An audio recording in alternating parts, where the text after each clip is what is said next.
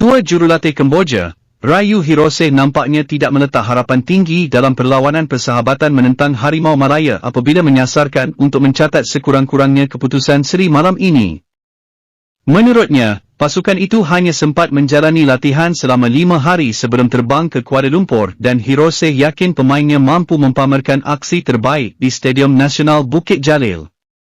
Liga Kemboja baru sahaja habis pada hari Sabtu lalu dan selepas itu kami terus mengadakan latihan pusat di Kemboja sebelum ke sini, Kuala Lumpur.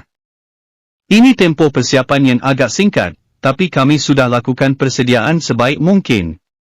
Untuk perlawanan malam esok, hari ini, kami nak pastikan meraih mata dan untuk Piala AFF kami mahu beri saingan terbaik dan cuba melangkah sejauh mungkin di kejohanan itu nanti, katanya pada sidang media semalam. Skuad Kemboja kali ini diperkuatkan oleh 3 pemain yang pernah beraksi dengan pasukan Liga Malaysia seperti Tersh Chanterban, Terengganu, Kyo Sokipeng, PKNP FC, dan Boris Kopp, Sarawak United.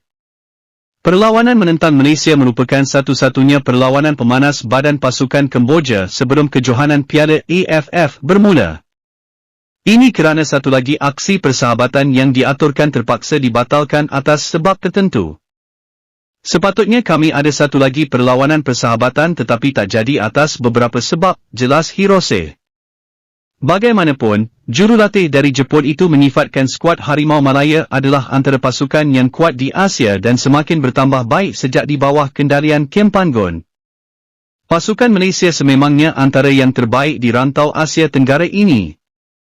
Kami cuma mahu mempersiapkan pasukan dan belajar sesuatu sebelum ke Piala AFF, katanya.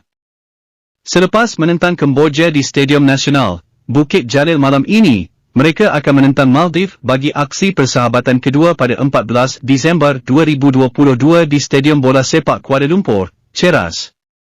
Seterusnya Kem Panggon akan menamakan senarai akhir 23 pemain yang dibawa ke Piala AFF 2022 yang mana bagi kempen kumpulan B, Malaysia akan bertemu Myanmar di Yangon pada 21 Disember 2022. Laos di Bukit Jalil pada 24 Disember 2022, Vietnam di Hanoi pada 27 Disember 2022 dan Singapura di Bukit Jalil pada 3 Januari 2023.